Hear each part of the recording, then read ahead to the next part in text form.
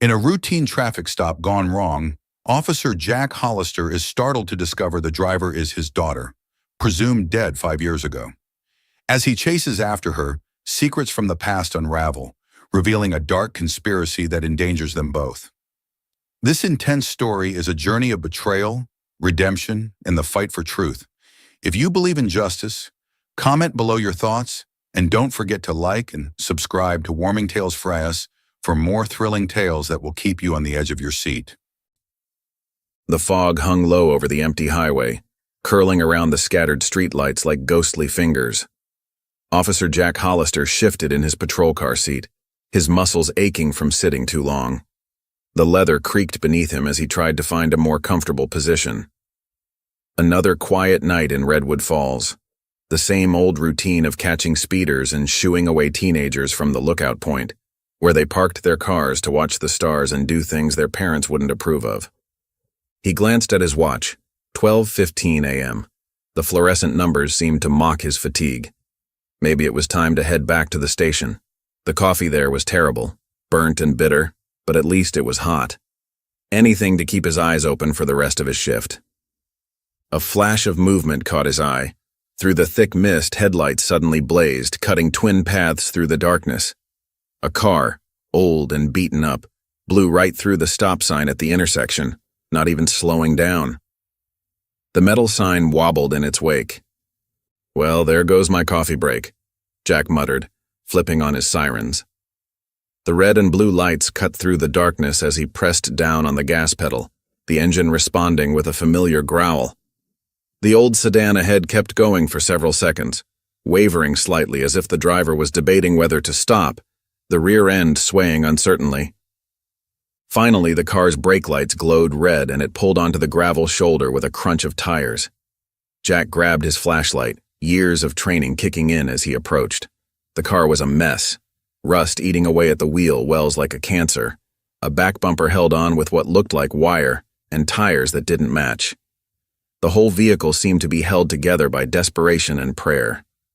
He tapped on the driver's window with his knuckles, keeping his other hand near his belt out of habit. The window rolled down with a grinding sound that made him wince, and Jack's heart stopped. The world tilted sideways. The flashlight beam illuminated a face he'd seen every day in the photographs on his mantle. A face he'd kissed goodnight thousands of times.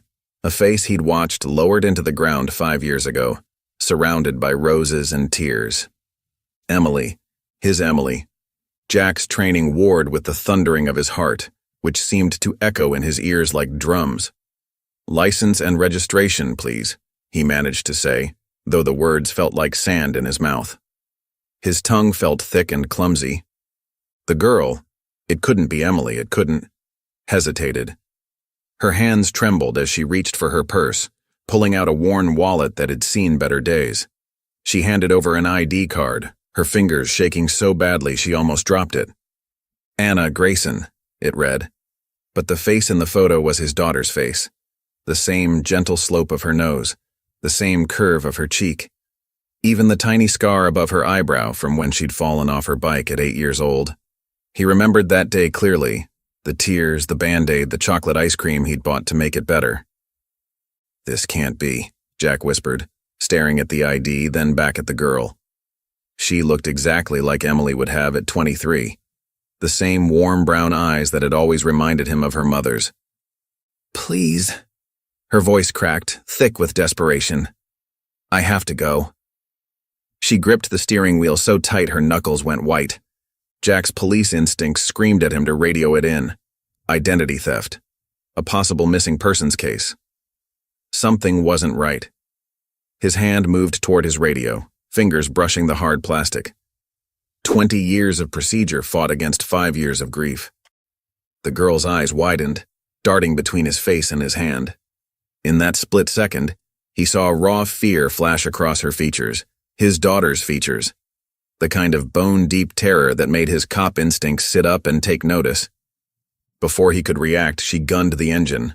The sedan's tires spun on the gravel, throwing stones in all directions like angry wasps. The car fishtailed onto the asphalt and shot forward, taillights disappearing into the fog like dying embers. Jack ran back to his patrol car, yanking his radio from his belt with shaking hands. "Dispatch, I have a suspect fleeing a traffic stop, possible stolen identity." He swallowed hard, his throat tight as a vice. "Female, early 20s, light brown hair." The word stuck in his throat as the impossible truth tried to claw its way out. "Driver looks exactly like my dead daughter." He threw the car into drive, tires squealing as he gave chase. His knuckles turned white on the steering wheel as the fog swallowed his cruiser, along with all the certainties he'd built his life around for the past 5 years.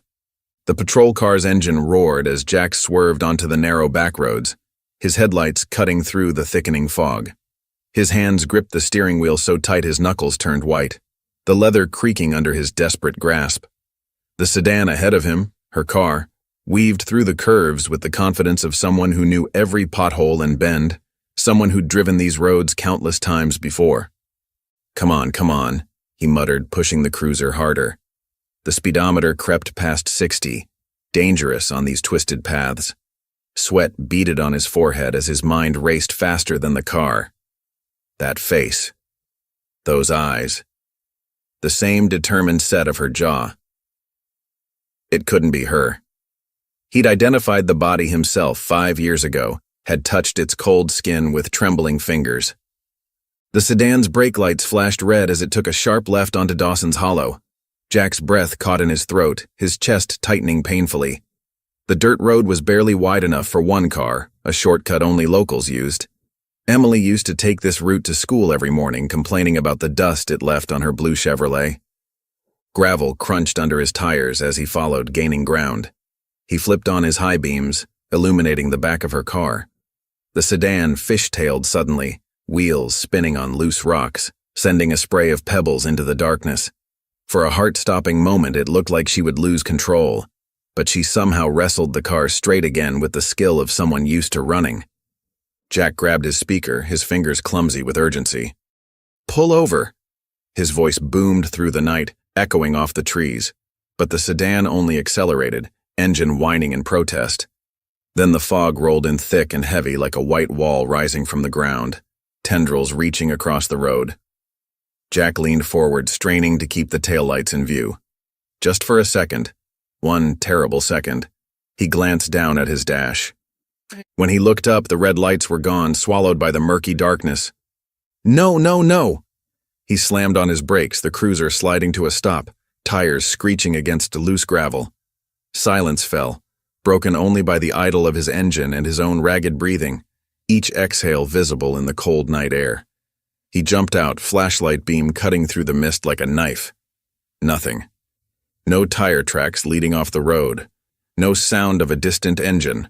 No broken branches to mark a crash. She'd vanished like smoke. 20 minutes of searching yielded nothing, not a single trace. Jack's hands trembled as he climbed back into his cruiser, his joints aching from the cold and tension. The dashboard clock mocked him.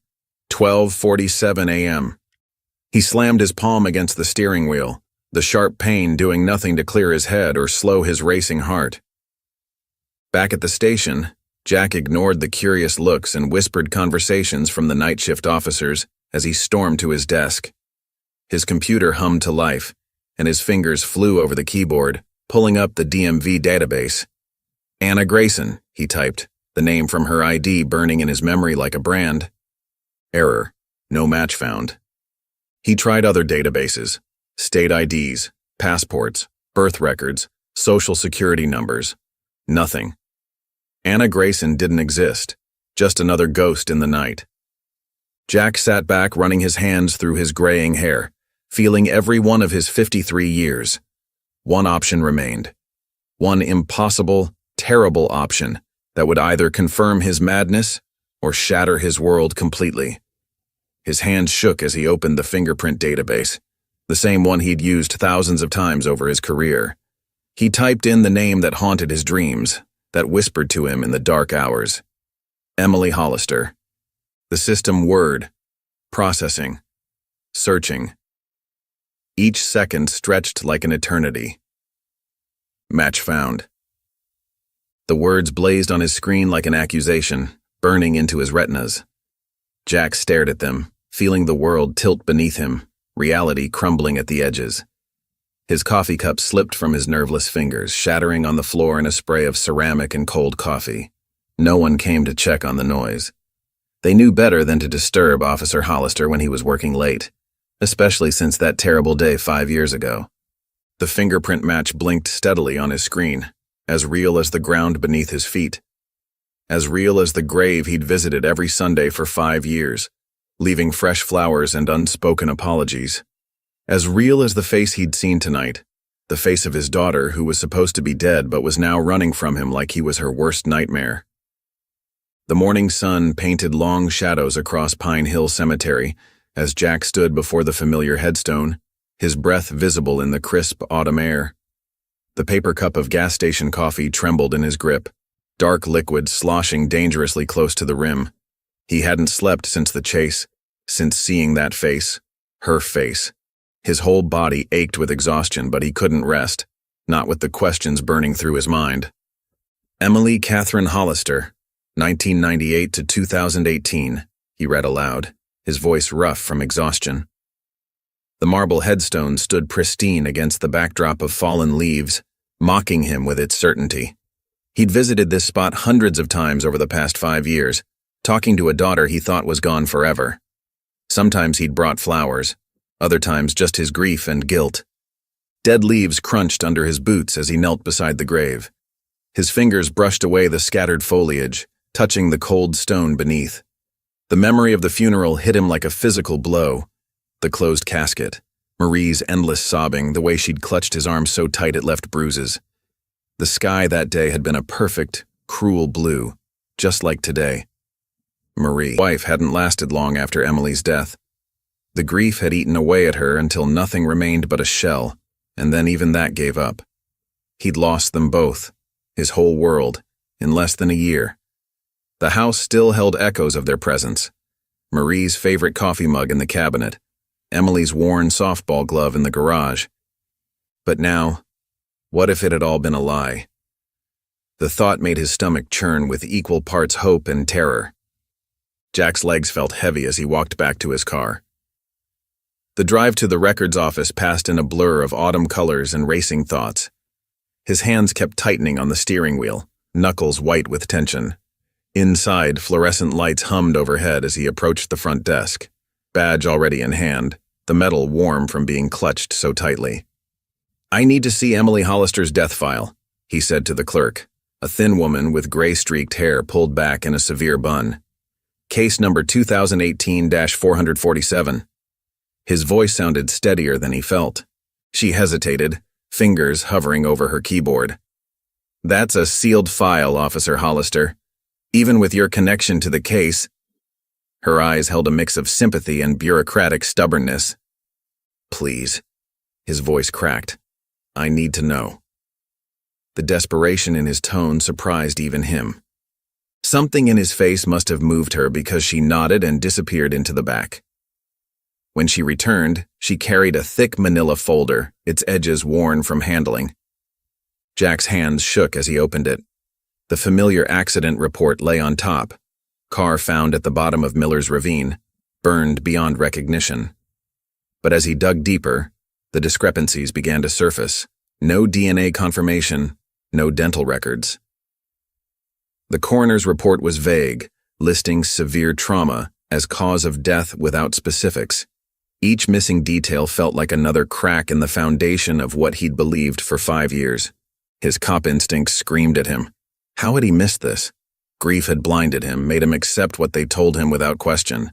He'd been too broken to see what should have been obvious to any investigator.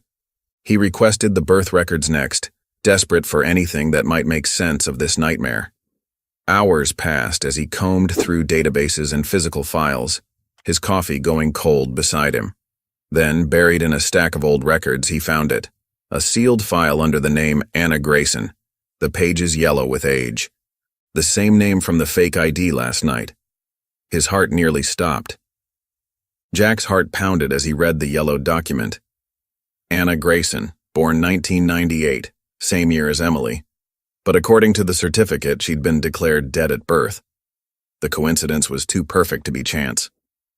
Back in his car, Jack gripped the steering wheel until his fingers ached. The morning sun had climbed high, casting harsh light on the scattered papers in his passenger seat. His mind spun with questions, each more terrifying than the last. The implications were staggering. If Anna Grayson died at birth, he whispered to the empty car, who did I bury?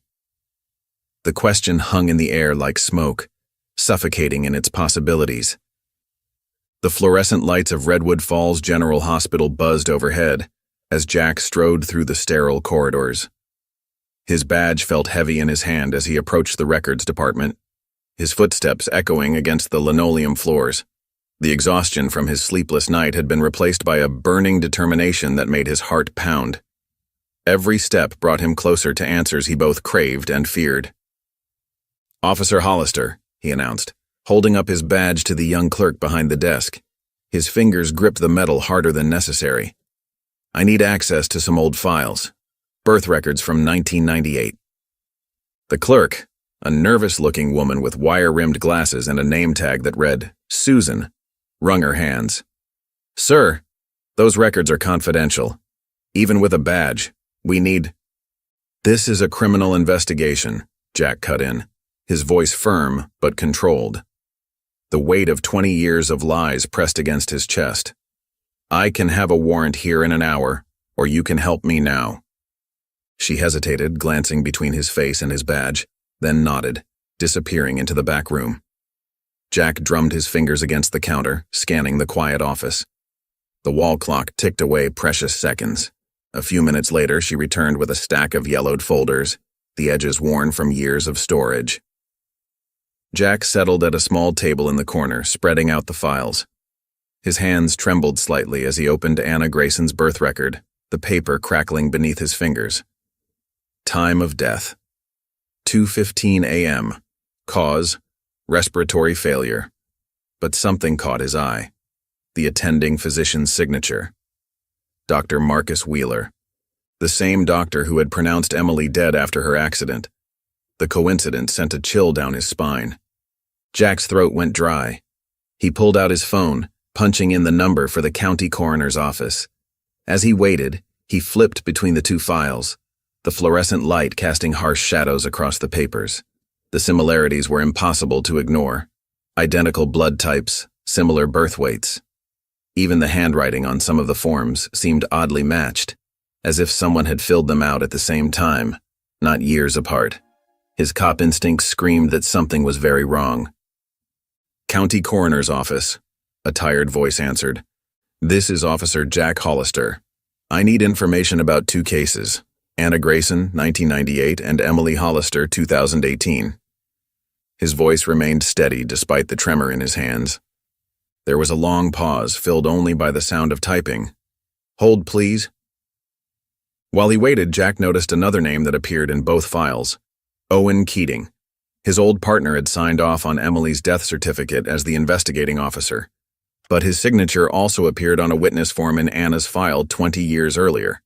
The discovery hit him like a physical blow. Jack's hand shook as he ended the call and pulled up Owen's number. The phone rang once, twice, 3 times, each ring increasing the dread in his stomach. Then dash. "Jack?" Owen's voice was tight, controlled, with an edge he'd never heard before. "Whatever you think you found, you need to walk away. Now."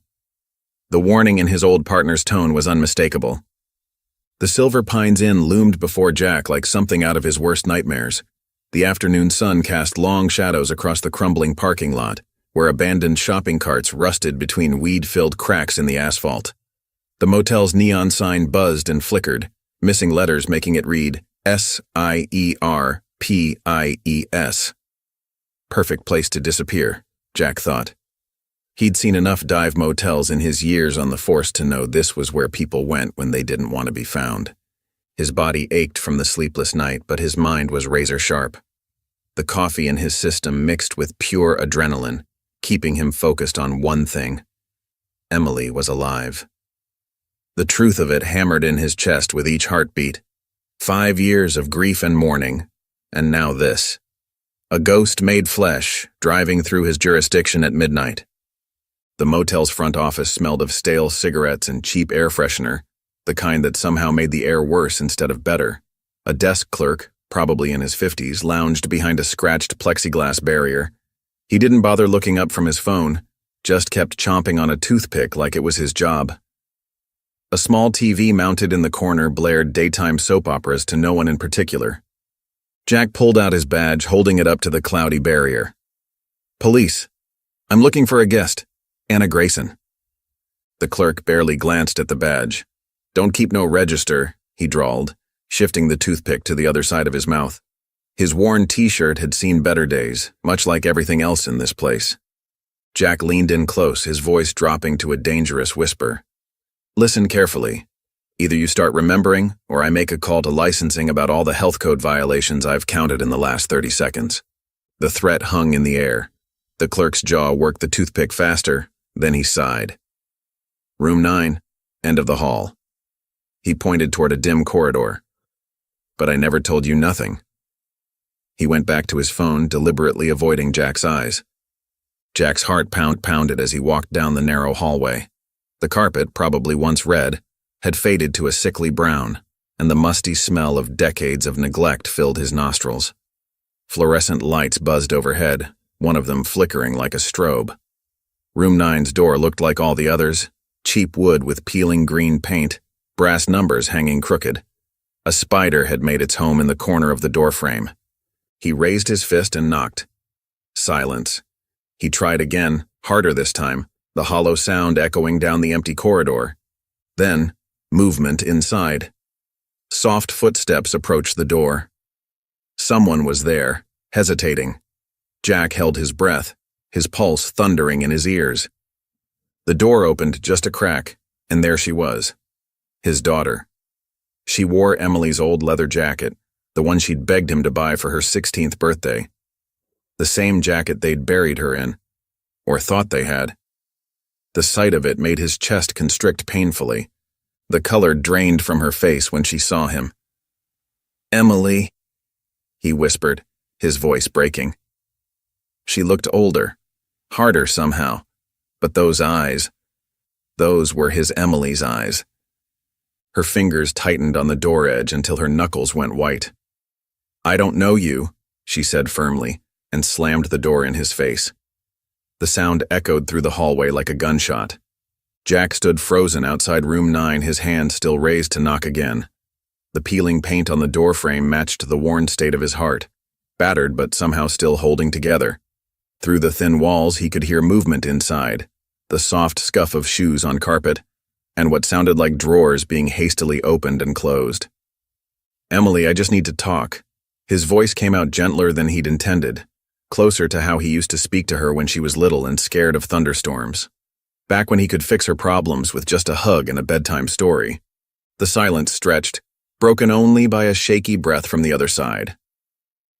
"I don't know you," she repeated, but her voice wavered this time, a tremor of uncertainty creeping in. Jack leaned closer to the door, pressing his palm against its surface. The wood felt cool beneath his fingers, grounding him in this surreal moment. "Then why are you wearing that jacket?" The leather jacket. He'd remember it anywhere. Emily had saved up babysitting money for months to buy it, wore it everywhere even in summer heat, despite her mother's constant protests about the heat. There was a soft click and the door opened just enough for him to see her face. Tears glistened in her eyes, threatening to spill over.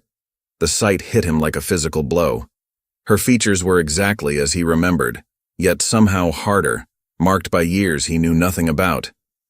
"Please, just go," she whispered, fingers gripping the doorframe so tightly her knuckles went white. Jack felt his professional facade crumbling. "I buried you 5 years ago," he said, his voice rough with emotion. "But you're here, and I need to know why." The words felt inadequate against the weight of all the questions burning inside him. A tear finally escaped, trailing down her cheek. Jack fought the urge to reach out and wipe it away, like he had done countless times when she was young. But before either of them could speak again, something changed in her expression. Her whole body tensed, eyes widening as they focused on something behind him. He recognized that look. Pure, instinctive fear. Jack's years of training kicked in. He turned sharply. his right hand automatically moving to rest on his holster. A black sedan had pulled into the parking lot, its engine purring quietly in the evening air. The windows were tinted so dark they looked almost solid, hiding whoever sat watching them. The car's sleek profile seemed to absorb what little light remained in the day. He heard the door snap shut behind him as Emily retreated into her room. The sedan sat there, engine idling, like a predator sizing up its prey. Then suddenly, the engine roared to life. The car peeled out of the lot, but not before Jack's trained eye caught the license plate. XK9. His blood ran cold. Those 3 letters and numbers had haunted him for years, part of an unsolved missing persons case that had gone cold despite his best efforts. He'd spent countless nights staring at that combination in case files, trying to make sense of it. Now here they were again, connected somehow to his daughter, who wasn't supposed to be alive. The sedan disappeared around the corner, leaving behind only the acrid smell of burning rubber and too many questions. In the sudden silence, Jack could hear his own heartbeat pounding in his ears, a reminder that this wasn't some fever dream. This was real, and his daughter was in danger all over again. The metallic thud of Jack's fist against the motel door echoed through the empty hallway, the cheap wood rattling in its frame. "Emily, open up. I need to get you out of here." His heart pounded as silence answered him, broken only by the distant hum of traffic. Then came the distinctive scrape of a window sliding open, followed by the soft rustle of curtains. "No, no, no," he muttered, already sprinting around the building, his police instincts screaming. The evening air had turned crisp, shadows lengthening across the cracked pavement like reaching fingers. He rounded the corner just in time to see Emily dropping from the first-floor window into the trash-strewn alley, her movements quick and practiced. "Emily, stop!" She took off running, her leather jacket flapping behind her like dark wings, her boots barely touching the ground. Jack pushed himself harder, boots pounding against broken concrete, his lungs burning with each breath. She darted between overflowing dumpsters and rusted fire escapes with the fluid grace of someone who'd spent years running, someone who knew every shortcut and hiding place these streets had to offer, who had learned survival the hard way. Sweat trickled down Jack's back despite the cool air, his shirt clinging uncomfortably to his skin. She was fast, faster than he remembered, her years on the run having honed her into something wild and elusive. But he knew these streets too, from countless patrols and sleepless nights searching for answers. When she twisted into a narrow side alley, he cut left through a loading dock, muscle memory guiding his feet, emerging just ahead of her. Emily skidded to a stop as Jack grabbed her wrist, gravel crunching under her feet. She struggled against his grip, eyes wild with terror like a trapped animal. Her breath came in sharp gasps that clouded in the cooling air. "You don't understand," she panted, trying to pull away, her pulse racing beneath his fingers. "You can't help me." Jack loosened his hold but didn't let go completely, afraid she'd disappear like smoke if he did. He softened his voice the way he used to when she had nightmares as a child, when the world was simpler. "Then help me understand." Her whole body trembled under his touch, fine shivers running through her frame. Tears spilled down her cheeks, catching the fading light as she whispered, "If they find me with you, they'll kill us both." The words hit Jack like ice water, freezing him to his core. Before he could respond, the crack of gunfire split the air, sharp and deadly. Glass exploded beside them as a bullet shattered a nearby window, sending crystalline shards raining down. Emily's scream pierced his ears, raw with terror. Jack's training kicked in, years of muscle memory taking over. He wrapped his arms around Emily, shielding her body with his own as another shot rang out, the sound bouncing off brick walls. The bullet whizzed past, too close, leaving a wake of disturbed air. He yanked her behind a dumpster, the metal cool against his back, drawing his service weapon in one fluid motion, the familiar weight steadying his hands. But when he peered around the edge, gun raised and ready, there was nothing but empty alley and lengthening shadows, the shooter melting away into the gathering dusk. The shooter had vanished, leaving only spent shell casings and questions in their wake.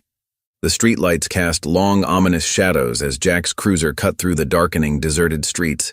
His knuckles were bone white against the steering wheel, every muscle in his body tense with heightened alertness.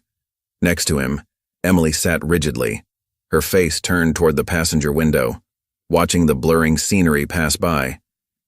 "You shouldn't have followed me," she finally whispered, her voice barely audible over the hum of the engine, tinged with a hint of resignation. Jack's jaw clenched tight enough to ache, his protective instincts flaring. "Someone just tried to kill you. You think I'm walking away now?" he retorted, his gruff tone betraying his deep concern. A bitter, hollow laugh escaped Emily's lips, laced with exhaustion. "You don't know what you're dealing with," she murmured, shaking her head slightly. He glanced at her profile, catching the way her hands twisted nervously in her lap, a clear sign of her inner turmoil. "Then tell me," his voice softening slightly.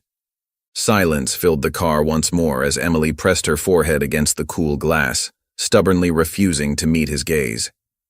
Just as Jack was about to press her further, movement in his rear-view mirror caught his attention.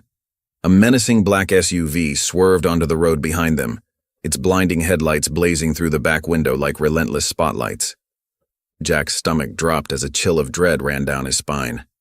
Years of police work had taught him to trust his instincts, and right now, every one of them was screaming danger.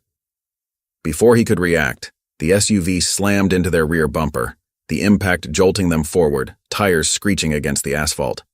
"Hold on," Jack shouted, gripping the wheel with both hands as the SUV rammed them again.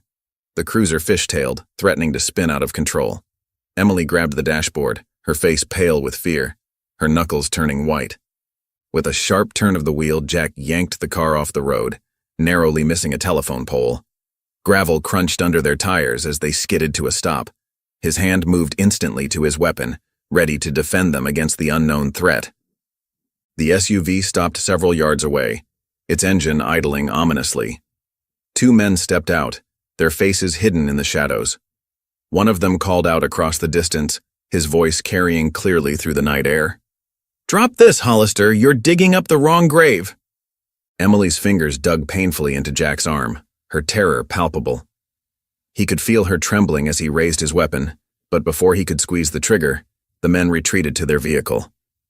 The SUV's tires spun in the gravel and it disappeared into the darkness, leaving behind an unsettling silence. Jack turned to Emily, adrenaline still coursing through his veins. "What the hell is going on?" he demanded, his eyes searching her face for answers.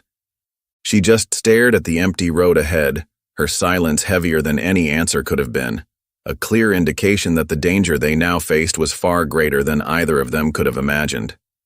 The fluorescent lights buzzed overhead in Jack's cramped office, casting harsh shadows across the worn carpet.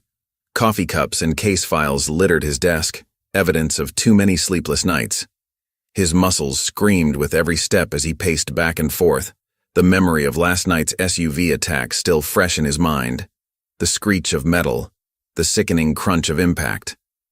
Emily, or Anna, he still wasn't sure, was curled up on the vinyl bench against the wall, her knees pulled tight to her chest. She hadn't said a word since they'd arrived, just stared at her hands with hollow eyes, occasionally rubbing at the bruise forming on her shoulder. Jack's phone felt heavy in his palm as he dialed the familiar number, his thumb hovering for just a moment before pressing the call button. 3 rings later, Owen Keating's gruff voice answered. "I need you here," Jack said simply. "Now." The words came out harder than he intended, but he couldn't soften them. 20 minutes later, Keating's heavy footsteps echoed down the hallway, each step deliberate and measured. He filled the doorframe, his weathered face creasing with surprise when his eyes landed on Emily. Jack watched his old partner carefully, noting how Keating's hand twitched toward his hip, an old cop's instinct when something feels wrong. The gesture sent warning bells ringing in Jack's head. "Jesus Christ," Keating muttered, running a hand through his salt and pepper hair. His face had gone a shade paler. Jack spread the evidence across his desk. The fingerprint match with its damning confirmation, the sealed adoption file with its suspicious redactions, photos of the black SUV's tire marks carved into the asphalt. "Someone's trying to kill her, Owen. Last night they nearly ran us off the road. Another few inches and we'd both be dead." Keating picked up the fingerprint report, his expression unreadable beneath his practiced poker face. His eyes darted between the paper and Emily, who seemed to shrink smaller under his gaze, pressing herself further into the corner of the bench. "Walk away, Jack," Keating said, dropping the report back on the desk with a soft thud. "This isn't your fight. Some stones are better left unturned." Heat rose in Jack's chest, familiar anger burning through his veins. He planted both hands on his desk, leaning forward until he could smell the coffee on Keating's breath. "Someone tried to kill my daughter last night. I'm making it my fight." Keating rubbed his jaw, the stubble making a scratching sound in the quiet room. Sweat beaded at his hairline despite the office's chill. A long sigh escaped him as he studied Jack's face, searching for something. Finally, his shoulders dropped in resignation. "Then you'd better be ready for what you're about to dig up." Without another word, Keating turned and walked away, his footsteps fading down the hall like a retreating thunderstorm. Jack watched him go, his gut churning with unease. The words felt like a threat wrapped in a warning. Behind him, Emily's voice broke the silence, barely more than a whisper. "You shouldn't trust him." Jack turned to face her, struck by how small and vulnerable she looked in the harsh lighting. "Why?" Emily's fingers twisted in the hem of her jacket, his daughter's jacket.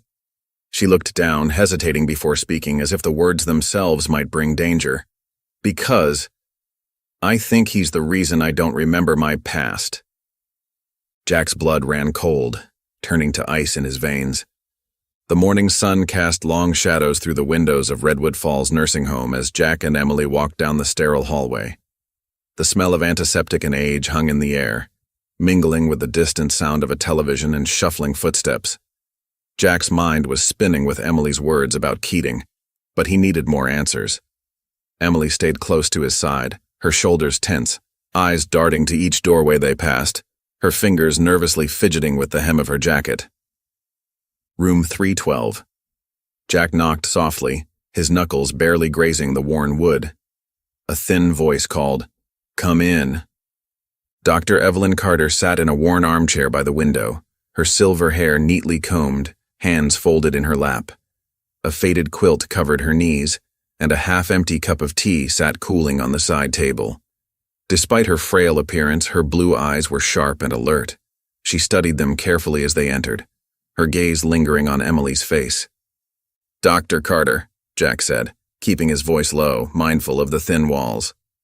"I'm Officer Hollister. This is—" He hesitated, the words catching in his throat.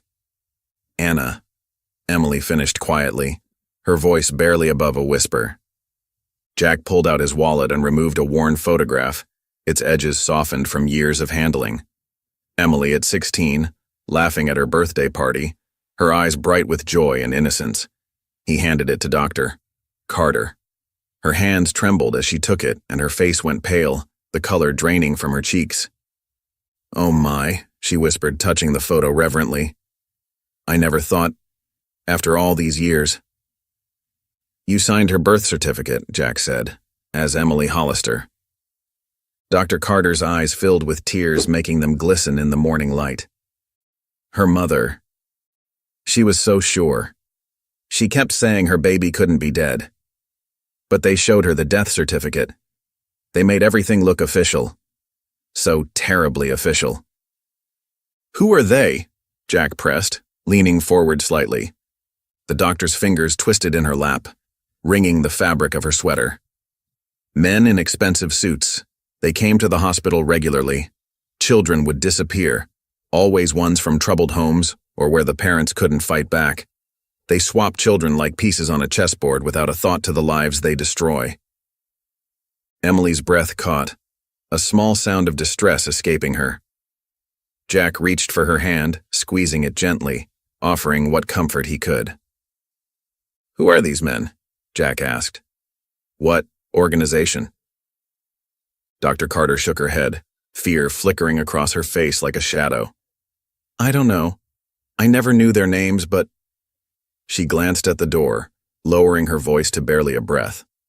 "I know someone who might have answers."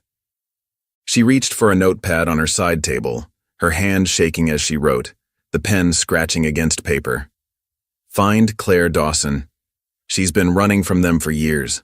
She knows more than I ever did." Emily suddenly gripped Jack's arm hard enough to hurt. "Dad," she whispered, urgency in her voice. "We need to go. Now." Jack followed her gaze to the hallway. A nurse pushed a metal cart past the open door, its wheels squeaking softly against the linoleum. Underneath, barely visible in the shadows, was a small red light blinking steadily. A recording device. They weren't alone anymore. Someone was listening, watching, waiting to strike. The gravel crunched under Jack's tires as he pulled into his secluded driveway. His house stood dark against the deepening twilight, surrounded by towering pines that whispered in the evening breeze. Emily hadn't spoken since they left the nursing home, her fingers constantly fidgeting with her shirt hem, her shoulders hunched as if carrying an invisible weight. "We'll be safe here," Jack said softly, killing the engine. "No one comes out this far. Not even my fellow officers visit anymore." Inside, Jack's house was sparse but clean, a bachelor's domain that spoke of long hours at work and little time for domesticity. Empty coffee cups lined the kitchen counters at work and little time for domesticity. Empty coffee cups lined the kitchen counter, and case files were scattered across his dining room table, evidence of endless nights spent searching for answers. Emily stood in the doorway, arms wrapped around herself, taking in the space with wary eyes that darted between windows and exits. Jack retrieved a small box from his desk drawer, a DNA test kit he'd grabbed from the station's forensics lab earlier that morning. His hands trembled slightly as he opened it, betraying the calm he tried to project. "It's just a cheek swab," he explained, keeping his voice gentle, the way he used to speak to her when she was younger. "Quick and painless, like brushing your teeth." Emily stared at the cotton swab like it was a loaded weapon, her face pale in the dim light. "What if I don't want to know?" she whispered, her voice barely audible, thick with fear. Jack lowered the test kit, his heart aching at her uncertainty. "Then I'll stop right now. This is your choice, Emily. Everything from here on out is your choice." She closed her eyes, took a deep breath that seemed to steady her slightly. "Number I need to know." Her voice strengthened with resolve. "Do it." Jack carefully swabbed the inside of her cheek, then his own. The test processor hummed quietly on his kitchen counter, the minutes ticking by like hours as they waited. Emily paced restlessly, her footsteps echoing on the hardwood floors, each turn more agitated than the last. Finally, the machine beeped. Jack's heart pounded as he read the results. Match found. The DNA confirmed what his heart had known since that first moment on the highway. Emily Hollister and Anna Grayson were the same person. His daughter was alive. "No!" Emily shook her head violently, backing away from the results, her hands raised as if to ward off the truth itself. "No, it's a mistake. It has to be." Jack reached for her hands, trying to steady her, to anchor her in this moment. "Emily, we know the truth now. We can fight this together." She yanked away from his touch, her eyes wild with fear and something deeper, a terror born of experience. "You don't understand. If they took me once, they can take me again." Her voice cracked with panic, years of running evident in every word. Jack's stomach tightened into knots as a cold dread settled over him. "Who are they, Emily? Who's after you?" Tears spilled down her cheeks as she met his gaze, her next words shattering what remained of his world. "They're the same people who tried to kill you 5 years ago." Jack's world tilted sideways, the room spinning around him as the implications of her words sank in, old wounds and suspicions suddenly blazing to life with newfound clarity. The dim lamp on Jack's desk cast long shadows across the makeshift home office, the flickering light casting an eerie glow over the cluttered space. Case files and newspaper clippings covered every available surface, the fragments of a puzzle that Jack had been unable to solve. The untouched whiskey in his glass caught the faint illumination, a silent testament to the weight of his thoughts. Emily lingered in the doorway, her shoulders hunched and her expression one of deep distress. Dark circles rimmed her eyes and her hands trembled visibly. "I don't want to remember," she murmured, her voice cracking with emotion. "But I think I already do." With careful, deliberate movements, Jack spread the files across his desk, his gaze intently focused.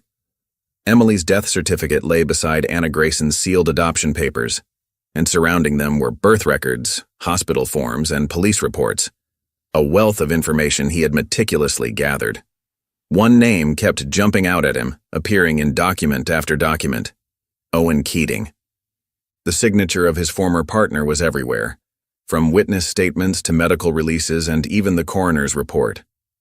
How had he missed these connections before? The implications were now impossible to ignore. "I know that name," Emily whispered, her face draining of color as a memory surfaced. There was a dark room. Men talking. I couldn't see their faces, but I heard them. She pressed her fingers to her temples, her breathing quickening. Someone kept whispering, "He can never know." Her voice shook with the weight of the recollection. Owen Keating was there when they took me. Jack's chest tightened with a surge of rage. His trusted partner, the man who had helped him search for Emily, who had stood beside him at her funeral, revealed as a liar. Grabbing his car keys from the desk, the metal biting into his palm, Jack turned towards the door. Emily stepped in front of him, her eyes wide with fear. "Where are you going?" Jack's jaw clenched so hard it hurt. "To pay Keating a visit." "Jack?" Emily reached for his arm, but he shook her off, the door slamming behind him with enough force to rattle the windows, leaving Emily alone in the shadowed office, her heart pounding with a sense of dread. The headlights cut through the darkness as Jack's car wound its way down the narrow country road leading to Keating's ranch. His knuckles were white on the steering wheel, Emily's words haunting every mile. "Owen Keating was there when they took me." The memory of her voice, trembling with fear and certainty, made his stomach clench. The betrayal burned in his chest like acid. His partner, his friend, the man who'd stood beside him at Emily's funeral, who'd brought him coffee during those endless nights of searching, who'd patted his shoulder and promised they'd find answers. All of it. Lies built upon lies, each one cutting deeper than the last. Keating's ranch emerged from the darkness, a sprawling single story with weathered siding and dark windows. The moonlight cast long shadows across the overgrown lawn, making the place look abandoned and foreboding. Jack killed the engine, sitting in silence for a moment as crickets chirped in the distance. His hand brushed his holstered weapon, a habit born from years on the force, the familiar weight offering little comfort tonight. The gravel crunched under his boots as he approached the front door, each step measured and deliberate. No lights, but something moved behind the curtains, a shadow shifting in the darkness, quick and furtive. Jack's jaw tightened, muscles bunching beneath his skin. He knocked once, then harder when no one answered, the sound echoing in the still night air. "Keating, open the damn door!" The porch light flickered on, harsh and yellow. After what felt like an eternity, the door creaked open. Owen Keating stood there, looking decidedly unsurprised, as if he'd been expecting this confrontation. His shirt was half unbuttoned, a glass of whiskey dangling from his fingers, ice cubes clinking against the crystal. "Jack ... Keating's voice was heavy with resignation. "You should have stayed out of this." Jack shouldered past him into the house, the familiar scent of tobacco and leather hitting him like a punch to the gut. He pulled the DNA results from his jacket, hands shaking with barely controlled rage. He slammed them onto Keating's coffee table, the sound sharp in the quiet room. "Tell me why my daughter is alive." Keating didn't even glance at the papers, his face a mask of practiced indifference. "I don't know what you're talking about."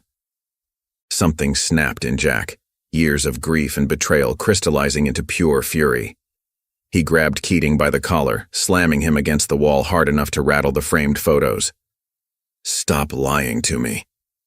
The whiskey glass shattered on the floor, amber liquid seeping into the worn carpet. Keating sagged in Jack's grip, suddenly looking every one of his 50 years. He rubbed his face with trembling hands, the facade crumbling. "You think you know what happened," he said quietly, defeat creeping into his voice. "But you don't. Then tell me." Keating's eyes met his, filled with a mixture of fear and regret that made Jack's skin crawl. "Emily's disappearance wasn't an accident. Someone higher up ordered it, Jack. I had no choice." "Names," Jack demanded, his grip tightening. "I want names." If I tell you we're both dead. Keating's voice cracked like thin ice. Walk away, Jack, before it's too late. Jack released him, disgust twisting his features as he stepped back. I'm not walking away. Not this time. Keating's face darkened, something dangerous flickering in his eyes. Then God help you. Jack stormed out, the screen door banging behind him, but something made him pause at his car. Years of police work had honed his instincts to a razor's edge, and right now, they were screaming that something wasn't right. The night had grown too quiet, too still. Through the window, he saw Keating already on his phone, pacing like a caged animal. Jack pulled out his own phone with steady hands, hitting record just in time to catch his former partner's words. Yeah, he knows. We need to move her. Tonight. The blood in Jack's veins turned to ice, and the world tilted sideways. They still had Emily. All this time, they'd never let her go. Jack sat motionless in his car outside Keating's house, his heart hammering against his ribs. The recording on his phone played again, each word like a knife to his gut. Yeah, he knows. We need to move her. Tonight. The voice was unmistakably Keating's, the same voice that had offered condolences at Emily's funeral 5 years ago. His hands trembled as he gripped the steering wheel, knuckles white from the pressure. After 5 years of thinking his daughter was dead, he'd finally found her. And now these people, whoever they were, wanted to take her away again. The thought made him sick, bile rising in his throat as anger and fear warred inside him. Through the rearview mirror, he watched Keating's silhouette move behind the curtains, pacing back and forth like a caged animal. The man he'd trusted, shared beers with, worked cases with for 15 years. They'd been partners, friends even. All that time, Keating had known the truth about Emily, had looked Jack in the eye while keeping this secret. Jack started his car, keeping the headlights off as he pulled away from the curb. He needed to think, needed to plan. The dock at Crescent Lake, that's what Keating had said. But why there? What was waiting in those dark waters? His police instincts kicked in, telling him to call for backup. But who could he trust? If Keating was involved, how deep did this go? He grabbed his phone with trembling fingers, dialing Emily's number. It rang once, twice, 3 times. No answer. His stomach clenched into a tight knot. Come on, Emily, he muttered, dialing again. Straight to voicemail this time. The cheerful recording of her voice felt like another twist of the knife. The speedometer crept higher as he raced down the empty streets toward home, streetlights flashing past in a blur. Maybe she was just sleeping. Maybe she'd turned her phone off, maybe... His mind raced through possibilities, each one more desperate than the last. But as he turned onto his street, he knew. Something was wrong. The porch light he always left on was dark, a black void where warmth should be. And the front door, he could see it even from here, stood wide open, swaying slightly in the night breeze. Jack slammed on the brakes, gravel crunching under his tires like broken glass. He drew his service weapon, the familiar weight offering little comfort as he approached the house with practiced caution. Wind whistled through the open door, making the hinges creak an eerie welcome. "Emily?" he called out, sweeping his flashlight across the entrance. No response, just the hollow echo of his voice bouncing off the walls. Inside, chaos greeted him. The coffee table was overturned, papers scattered across the floor like fallen leaves.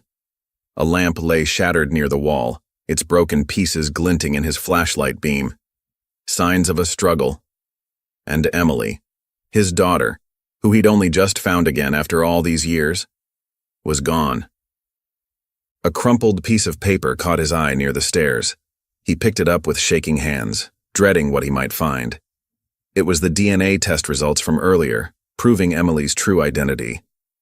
Across it, written in harsh black marker, "You should have listened." The words seemed to mock him, a reminder of how badly he'd failed to protect her. Again. Jack burst through his front door, his police training kicking in as he swept the house room by room, gun drawn. The living room was a disaster. Furniture overturned, papers scattered everywhere, picture frames smashed on the floor. His heart pounded like a jackhammer as he called out, Emily! No answer. Just the eerie silence of an empty house that seemed to mock his growing desperation. He moved through the kitchen, noting the knocked-over chairs and broken glass crunching beneath his boots. Signs of a struggle were everywhere. A dented wall, droplets of blood on the tile. Emily hadn't gone willingly. The thought made his stomach turn with a sickening lurch. Something caught his eye, a cheap burner phone lying on the floor near the back door, its black plastic case scratched and dirty. As he bent to pick it up, it buzzed in his hand like an angry wasp. The screen lit up with an unknown number casting a pale blue glow in the darkened kitchen. Jack's fingers trembled slightly as he answered. "Hello? You should have listened, Jack." Keating's voice was calm, almost smug, dripping with self-satisfaction. The familiar tone made Jack's blood boil in his veins. "Where is she?" Jack demanded, his voice raw with fury and fear. "I swear to God, Keating, if you hurt her—" A low chuckle cut him off. "It's out of my hands now, but you might still have a chance, if you get to Crescent Lake before sunrise. Time's ticking, Jack." Jack's grip tightened on the phone until his knuckles went white. "You set me up. You knew I'd go confront you. Give you time to grab her. This was your plan all along." "No, Jack." Keating sighed like a disappointed teacher addressing a slow student. "You did this to yourself.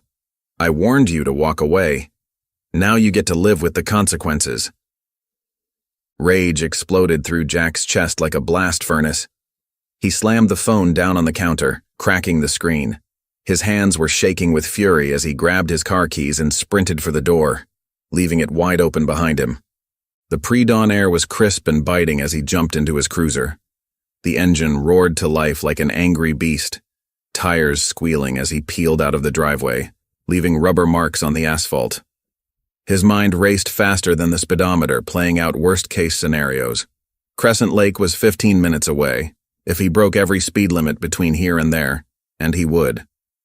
Streetlights blurred past in golden streaks as he pushed the cruiser to its limits, the engine whining in protest.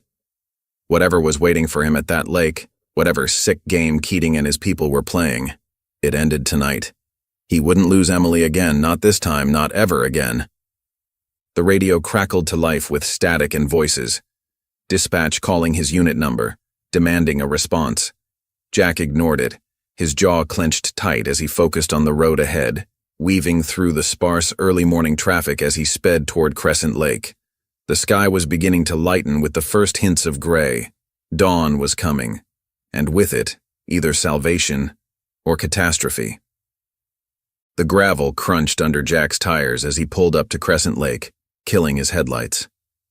Dawn was just beginning to break, casting an eerie glow through the thick fog rolling off the water. The old pines that lined the shore stood like silent sentinels in the half-light. His heart hammered against his ribs as he spotted them. 3 dark figures standing near the weathered dock, their silhouettes distorted by the morning mist. Emily stood with her hands bound behind her back, her face pale with fear, dark hair whipping in the cold morning breeze. Beside her was Keating, his former partner's shoulders tense and rigid, fingers twitching near his service weapon. But it was the third figure that made Jack's blood run cold. A tall, well-dressed man he didn't recognize, his features obscured by the dense fog, expensive suit out of place in these rustic surroundings. Jack stepped out of his car, drawing his weapon in one fluid motion, years of training taking over despite the tremor in his hands. "Let her go," he called out, his voice steady despite the fear churning in his gut. The lake water lapped quietly against the shore, a stark contrast to the tension in the air. The mystery man's chuckle cut through the morning air like a blade. "You're in no position to make demands, Officer Hollister." His tone was smooth, cultured, the voice of someone used to giving orders and having them obeyed without question. Keating shifted uncomfortably, looking at Jack with something close to regret in his eyes, his face lined with guilt and exhaustion. "I told you to walk away from this, Jack. Why couldn't you just listen? Some things are bigger than both of us." "Finish this," the well-dressed man commanded Keating, his patience clearly wearing thin, manicured fingers drumming against his thigh. "Jack, don't—" Emily's whispered warning was cut short as the mystery man let out an annoyed sigh, his composure cracking for just a moment. "If you want something done right," he pulled out a silenced pistol with practiced ease, the weapon appearing in his hand like a magic trick, leveling it at Emily's head. The gunshot cracked through the morning silence like shattering glass. Emily's scream pierced the air as Jack fired back instinctively, his bullet finding its mark in one of the approaching bodyguards he hadn't noticed before, hidden by the fog and shadows. The man went down with a grunt, clutching his shoulder. Jack launched himself forward, tackling Keating to the ground with bone-jarring force. His fist connected with his former partner's jaw as Emily struggled against her restraints nearby, the zip ties cutting into her wrists. Through the chaos, the mystery man melted into the fog like a ghost, his expensive shoes leaving pristine prints in the damp earth. "Who are you?" Jack shouted after him, his voice raw with rage and desperation, echoing across the still water. The answer drifted back through the mist, chilling Jack to his core. "Someone who's been cleaning up your mess for years, Hollister. Did you really think your daughter's accident was random?" Jack froze, his blood turning to ice in his veins. That voice. He knew that voice. It belonged to someone he had trusted, someone who had been there all along, attending Emily's funeral, offering condolences, watching him grieve. The acrid smell of gunpowder hung heavy in the morning air as Jack rushed to Emily's side, his hands trembling slightly as he worked to untie the ropes around her wrists. The rough fiber had left angry red marks on her skin, deep grooves that told the story of her desperate struggle. Behind them, Keating let out a pained groan, clutching his shoulder where Jack's bullet had caught him, blood staining his jacket a dark crimson. "Don't move," Jack ordered, pressing his gun against Keating's temple with enough force to make his point clear. "Who is he? Who's behind this?" Keating's face twisted into a grimace, blood seeping between his fingers and dripping onto the forest floor. "You already know," he spat through clenched teeth. Jack yanked him roughly to his feet, ignoring another grunt of pain. Emily backed away from them both, her eyes fixed on the tree line where the mystery man had vanished into the fog. Her whole body was shaking, arms wrapped tightly around herself as if trying to hold herself together. "This isn't over," Keating said with a bitter laugh that turned into a wet cough. "You think you've won something here? You have no idea what you're dealing with. Not even close." Jack slammed him against the nearest tree trunk, bark cracking under the impact. "Then start talking. Now." Keating's eyes met his, and for a moment Jack saw something like pity there, mixed with a hint of fear. "He was your boss, Jack. He was watching you the whole time. Every move, every investigation." The words hit Jack like a physical blow. His grip on Keating's collar loosened as understanding dawned. "You mean?" Keating nodded slowly, a thin smile spreading across his pale face. "Captain Henry Lawson." The name hung in the air between them like poison, turning Jack's stomach. His world tilted sideways as memories crashed over him. Lawson, the man who'd taken him under his wing when he was just a rookie, showing him the ropes, who'd promoted him to detective with a proud smile and a firm handshake, who'd stood beside him at Emily's funeral, one hand on his shoulder, promising they'd find whoever was responsible. It had all been lies. Emily's voice cut through his shock, small but determined. "What now?" Jack's jaw tightened as he stared at Keating, rage building in his chest like a gathering storm. "We go after him, and this time we finish it." The early morning sun filtered through the blinds of the police station as Jack burst through the doors, Emily close on his heels. The usual morning bustle of the precinct fell silent. Officers froze, coffee cups halfway to their mouths as they stared at the girl everyone thought was dead. Some faces showed confusion, others a flicker of recognition that made Jack's skin crawl. Whispers started to ripple through the room like a wave, and the air grew thick with tension. He stormed straight to Lawson's office, shoving the door open so hard it bounced against the wall with a thunderous crack. Captain Henry Lawson sat behind his massive oak desk, perfectly composed in his crisp uniform, not a wrinkle in sight. Steam rose from his coffee cup as he stirred it methodically, like this was any other morning, the silver spoon catching the morning light. "Jack," Lawson said smoothly, his voice carrying that familiar fatherly tone that now made Jack's stomach turn. "You look terrible. Rough night?" Jack's hands shook with rage as he threw the DNA file onto Lawson's desk, scattering papers across the polished surface. Several sheets floated to the floor like autumn leaves. "Tell me why my daughter is alive." Lawson didn't even glance at the file.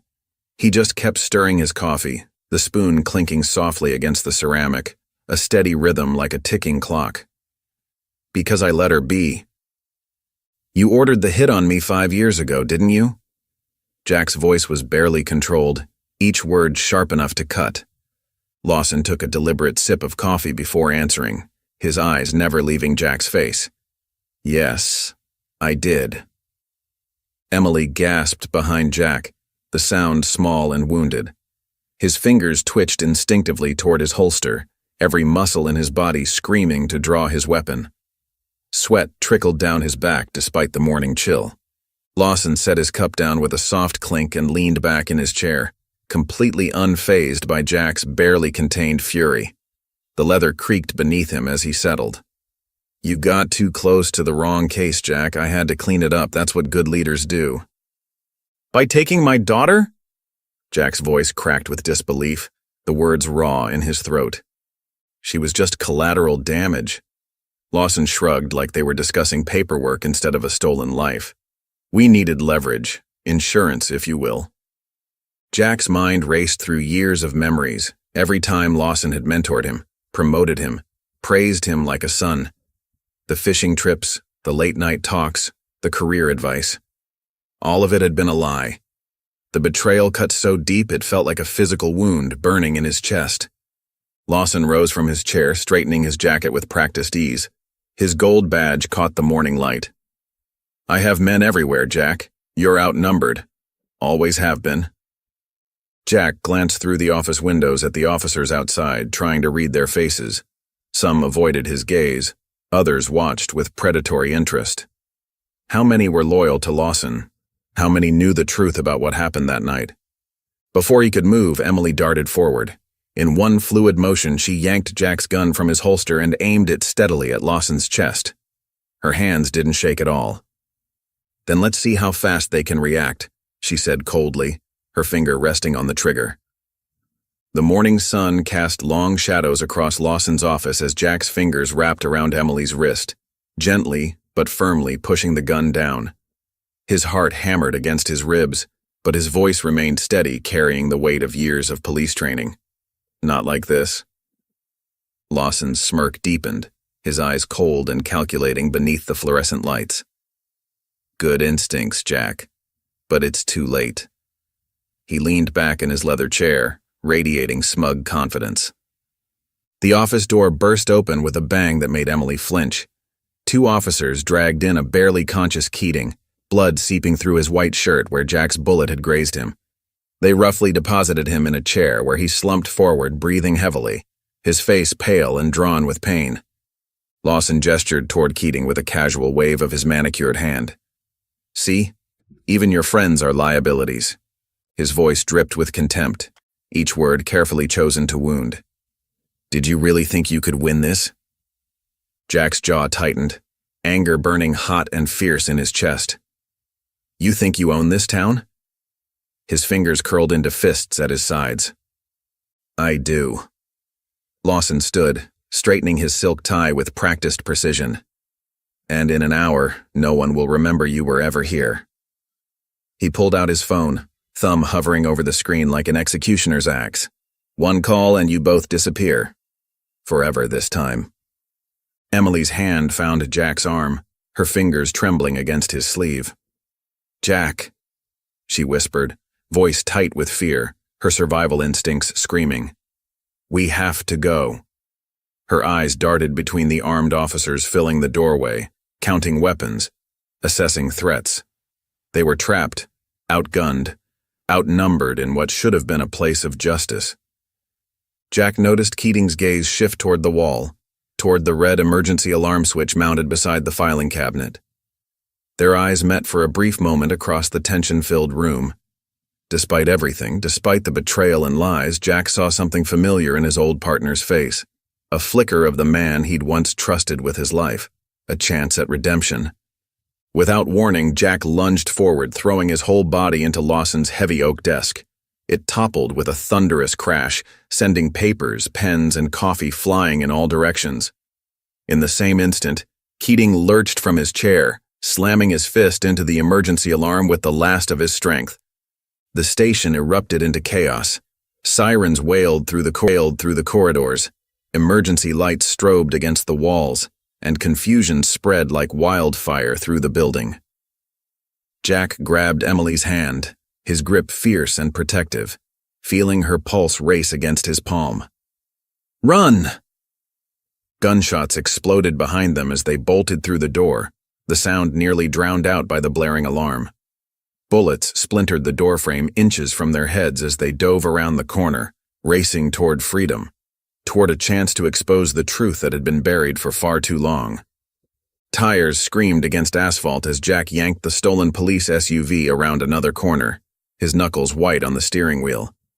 Emily clutched the dashboard, her face pale as morning sunlight flashed between buildings. Her heart hammered so hard she could barely breathe. "How many?" Jack asked, checking the rearview mirror, his weathered face tight with concentration. "At least 5 cruisers." Emily's voice shook. Red and blue lights flooded the streets behind them, sirens wailing through the quiet morning. The sound seemed to echo off every building, surrounding them in a cocoon of noise.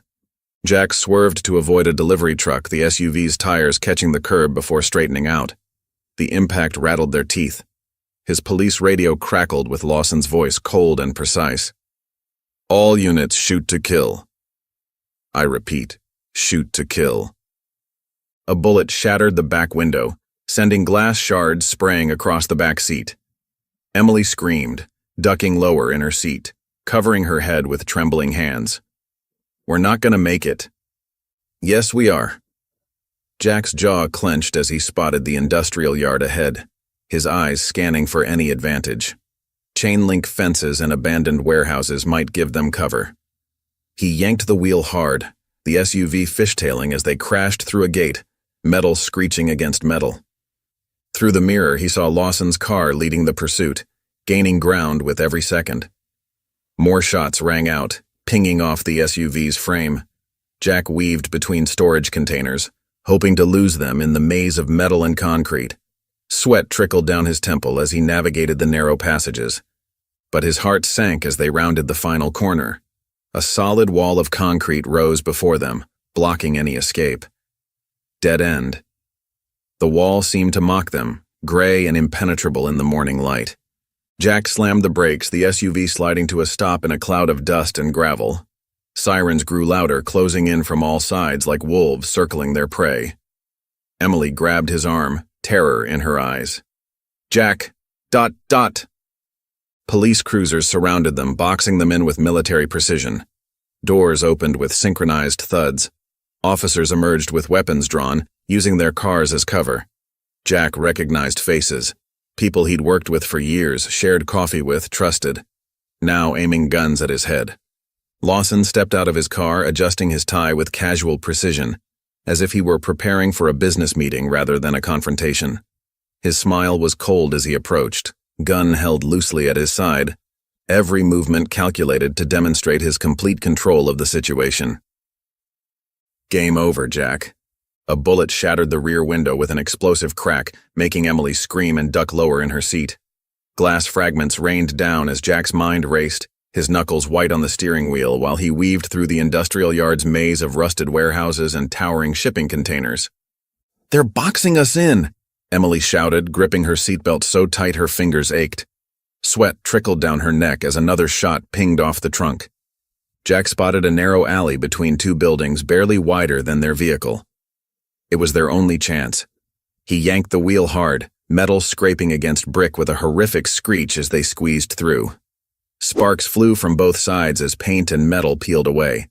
The pursuing cruisers would have to go around. No way they'd fit through this gap. "Jack," Emily pointed ahead, terror in her voice. A chain-link fence stretched between the buildings, topped with razor wire. Dead end. Jack slammed the brakes, the SUV's tires screaming against pavement as they skidded to a stop. Behind them, sirens grew closer, their wailing echoing off the warehouse walls. They were trapped like rats in a cage.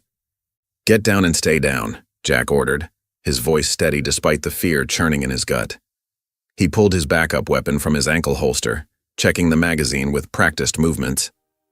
Emily nodded, sliding onto the floor and making herself as small as possible.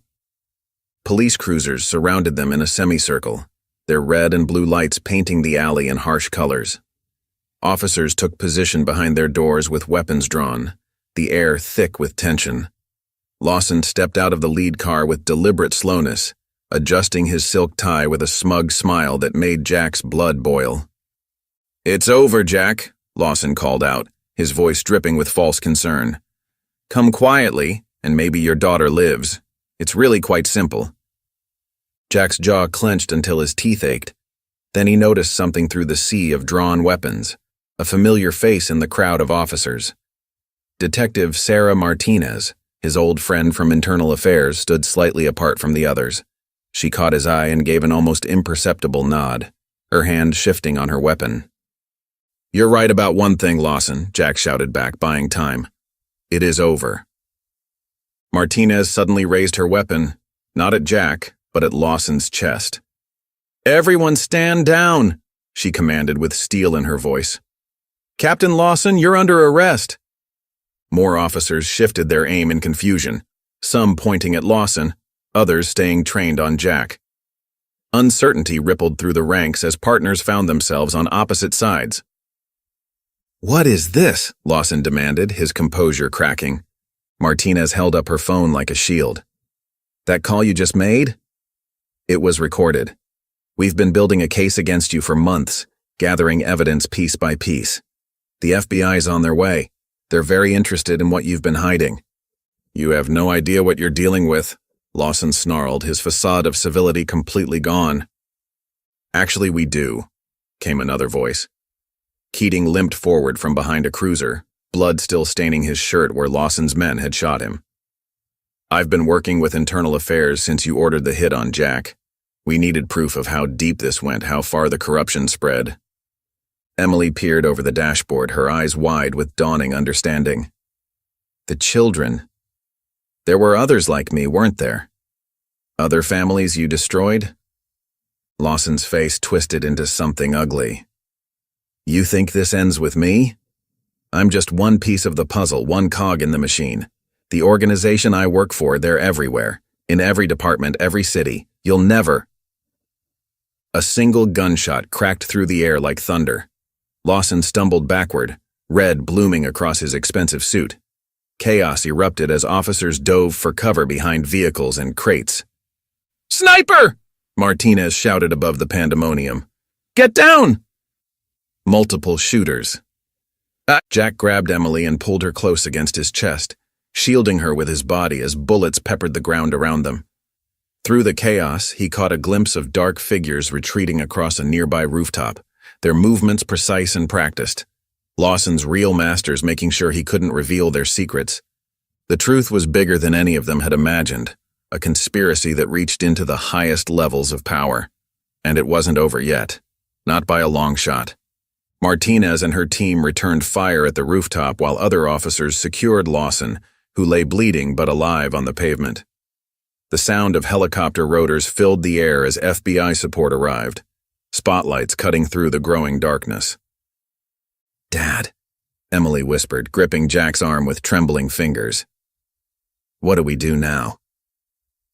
Jack held his daughter close, watching as federal agents swarmed the scene like angry hornets. His voice was soft but determined. "Now we find out who really took you. And we make them pay. Every last one of them." Lawson's men formed a tight circle around the SUV, weapons trained on Jack and Emily. The morning sun cast long shadows across the industrial yard, glinting off police badges and gun barrels. Steam rose from rusted pipes nearby, adding an eerie haze to the tense standoff. Jack's heart pounded as he gripped the steering wheel, his knuckles white, scanning for any possible escape route. But they were completely boxed in by the wall of armed officers. "Game over, Jack," Lawson called out, stepping forward with that infuriating smirk on his face. He adjusted his expensive suit jacket like this was just another day at the office, brushing an invisible speck of dust from his sleeve. You never should have come back. Emily's fingers dug into Jack's arm, leaving half-moon marks in his skin. We're trapped. Her voice trembled, but there was steel beneath the fear, the same determination he remembered from when she was young. Jack released a sharp breath, his mind racing through scenarios. Not yet. Lawson gestured casually to his men like a conductor directing an orchestra. Get them out. Moving slowly, deliberately, Jack stepped out first, hands raised in surrender. The morning air bit cold against his face. Emily followed, her jaw set in defiance, chin lifted high. The officers moved in, weapons at the ready. Jack noticed something in their expressions. Uncertainty, hesitation, a flicker of doubt in their eyes. These weren't just Lawson's puppets. These were men and women he'd worked with for years, shared coffee with, trusted with his life, celebrated birthdays and promotions with. Jack straightened his shoulders, meeting their gazes one by one. You all really want to go down for this bastard? Several officers shifted uncomfortably, lowering their weapons slightly. Lawson's laugh cut through the tension like a knife. They won't listen to you, Jack. You're a fugitive now, nothing but a dirty cop. Emily suddenly stepped forward, her voice ringing out across the yard, echoing off metal containers and concrete walls. You stole me. You destroyed our lives. Her hands clenched into fists, shaking with rage. How many others have you done this to? How many families have you torn apart? For the first time, Lawson's composed mask cracked. His face darkened with genuine anger, a vein pulsing at his temple. You wouldn't understand, girl. You were supposed to disappear. Just another tragic accident, and something snapped inside Jack. All the rage, all the pain of the past 5 years, every sleepless night and empty morning exploded in a single moment. He lunged forward, his fist connecting with Lawson's jaw in a satisfying crunch that sent the man staggering backward. Chaos erupted. Gunshots cracked through the air as officers scattered, diving for cover, unsure whose orders to follow. Jack grabbed Emily's hand and sprinted toward an old maintenance tunnel he'd spotted earlier, praying his memory of the building plans was accurate. A bullet tore through his shoulder, hot pain lancing down his arm like liquid fire. Take him alive! Lawson's furious voice echoed behind them, thick with blood from his split lip, as they plunged into the darkness of the tunnel. The sound of pounding footsteps followed close behind. Jack stumbled through the dimly lit maintenance tunnels, his shoulder burning where the bullet had grazed him. Blood seeped through his fingers as he pressed against the wound, each step sending jolts of pain through his body. Emily held his other arm, helping him stay steady as they navigated the maze-like passages, her grip firm but gentle. Above them, heavy boots thundered on concrete, the sound growing more intense with each passing moment. Voices echoed down through metal grates, sharp commands bouncing off the walls. Lawson's men were getting closer, their footsteps like a countdown to disaster. We can't keep running forever, Emily whispered, her voice tight with worry. Dark circles under her eyes betrayed her exhaustion as she guided Jack around a corner, deeper into the darkness. The dank air clung to their skin, thick with the smell of rust and stagnant water. Jack nodded, trying to catch his breath between waves of pain. We don't have to. We just have to last long enough. With his good arm, he pulled out his phone, hands trembling slightly. The screen's glow illuminated his face in an eerie blue light as he checked that it was still recording. Everything Lawson had said, every threat, every admission, it was all captured, their one chance at justice. The tunnel opened into a wider junction, the ceiling stretching higher above them. Rusty pipes lined the walls, dripping with condensation that created small puddles on the concrete floor. A service ladder stretched upward, leading to what looked like a storm drain cover. Jack squinted at it through the pain, hope flickering in his eyes. That's our way out, he said, gritting his teeth against the throbbing in his shoulder. Help me up. Emily steadied him as he gripped the first rung, her hands hovering near his waist in case he slipped. Each movement sent fresh waves of pain through his shoulder, making his vision blur at the edges. Blood trickled down his arm, leaving dark spots on the metal rungs like breadcrumbs marking their escape. Emily followed close behind, watching anxiously as Jack struggled upward, her heart pounding with every grunt of pain he made. The cover was heavy, but Jack managed to push it aside with his good shoulder, metal scraping against metal. Fresh air and daylight poured in, almost blinding after the darkness below. They emerged into an overgrown area near old railroad tracks, the morning sun casting long shadows across the ground. Weeds pushed through cracked concrete, and abandoned train cars sat rusting on parallel lines, silent witnesses to their desperate flight. Jack ... Emily's voice caught in her throat, fear making it barely more than a whisper. Look. Jack turned, his heart sinking like a stone in his chest. Owen Keating stood 20 feet away, partially hidden in the shadow of a boxcar, his familiar silhouette a harbinger of doom. But unlike their last encounter, this time his gun was raised and pointed directly at them, the barrel as black as his intentions. The rusted train cars loomed around them like steel giants in the afternoon sun, their shadows stretching across the gravel like dark fingers reaching for prey. Jack's heart stopped when he saw Keating standing there, gun raised and aimed straight at his head. Blood from his shoulder wound trickled down his arm in warm rivulets as he raised his hands slowly, fighting against the searing pain. Emily moved instantly, placing herself between them, her body trembling but determined. No, please, she begged, voice trembling with desperate emotion. You don't have to do this. There has to be another way. Keating's weathered face showed pain, deep lines etching themselves deeper as his gun hand trembled slightly. I told you to walk away, Jack. His voice was rough with emotion, carrying years of buried guilt. And I told you I wouldn't, Jack replied firmly, despite the burning in his shoulder that threatened to overwhelm him. His jaw clenched against the pain. Keating's hands shook more visibly now, the afternoon sun catching the silver in his hair. You don't get it, Jack. Lawson doesn't lose. He never has. He destroys everything he touches. Jack took a careful step forward, ignoring Emily's worried glance and the way his vision swam. Then help us beat him. For once in your life, Owen, do the right thing. Help us end this. A bitter laugh escaped Keating's throat, hollow and haunted. It's too late for that. Way too late. Some sins can't be washed away. Tears welled in Emily's eyes as she stared at the man who had changed her life forever, her hands clenched into tight fists at her sides. You were there when they took me. Why? I need to know. The question seemed to hit Keating like a physical blow, making him flinch visibly. His gun lowered slightly as pain crossed his face, aging him 10 years in an instant. Because I had a choice, lose you or lose Jack. What? Jack's voice was barely a whisper, his blood running cold as the implications hit him like a sledgehammer.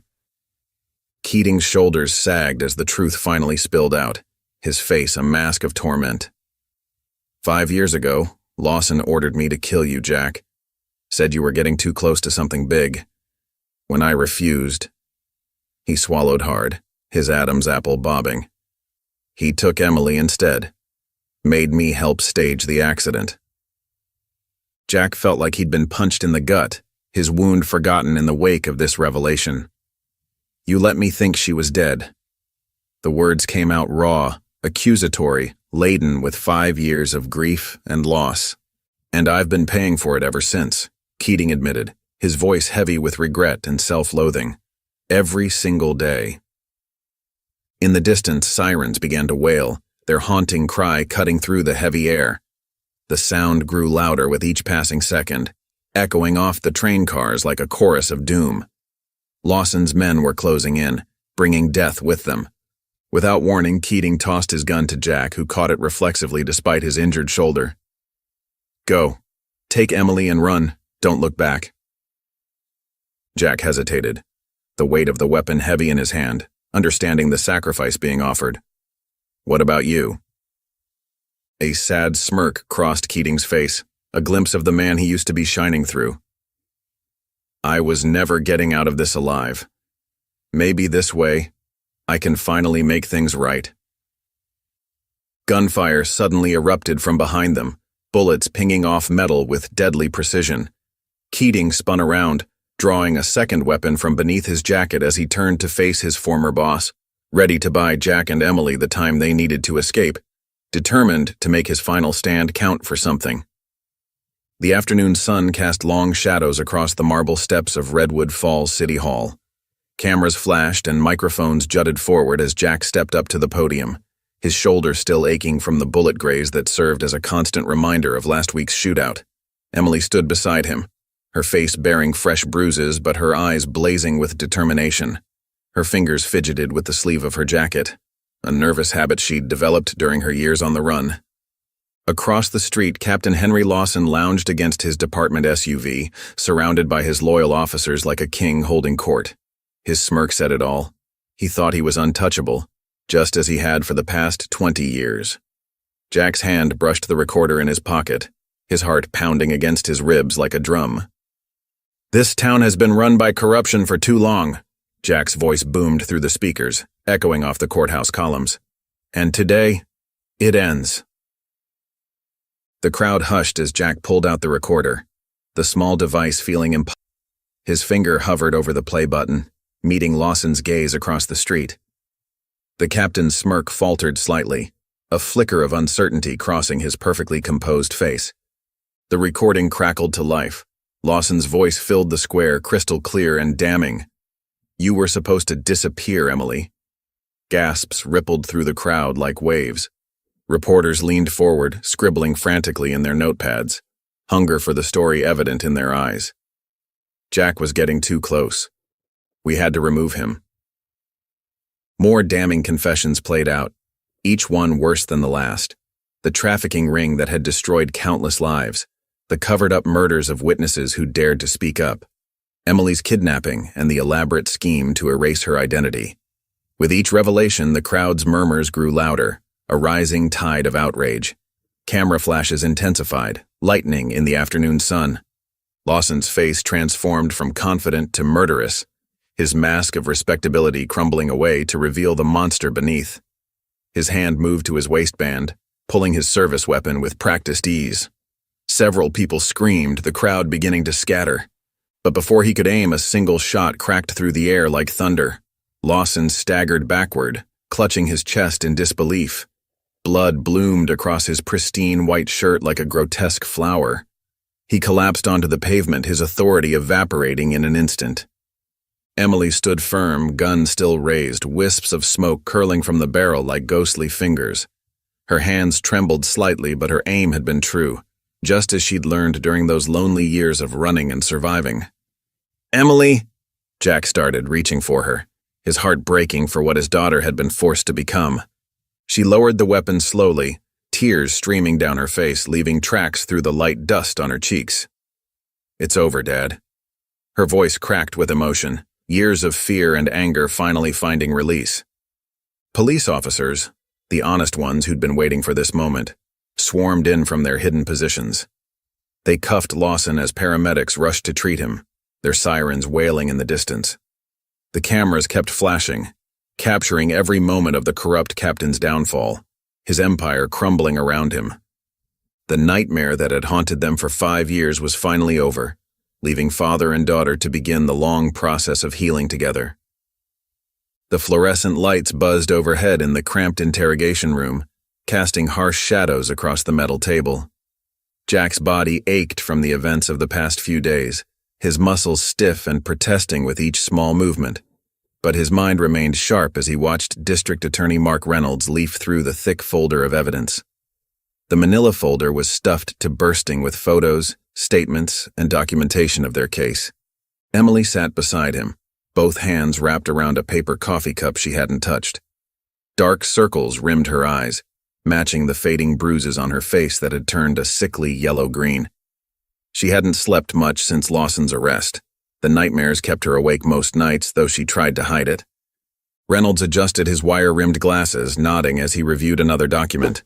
The fluorescent light glinted off the lenses as he moved. "Everything checks out," he said, his tone carrying the weight of certainty. "Lawson's finished. He'll never see the outside of a cell again." His words had the ring of a promise.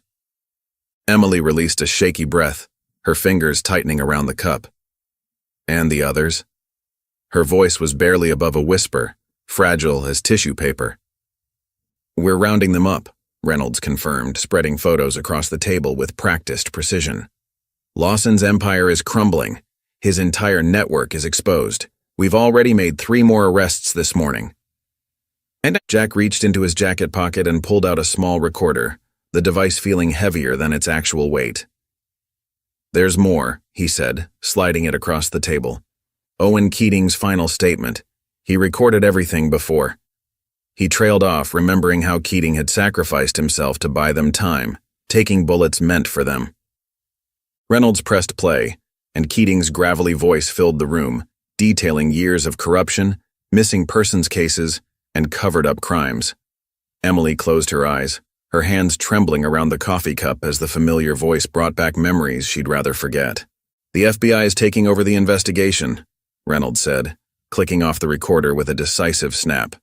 This goes deeper than anyone imagined. Multiple jurisdictions, possible connections to other cases across state lines. They're sending a task force. Emily stared at the scratched surface of the metal table, tracing one long groove with her eyes. So it's really over? The question hung in the air, heavy with hope and disbelief, like a soap bubble that might burst at any moment. Jack nodded, reaching over to squeeze her shoulder gently, but he could see the shadows in her eyes, the way she still flinched at sudden movements.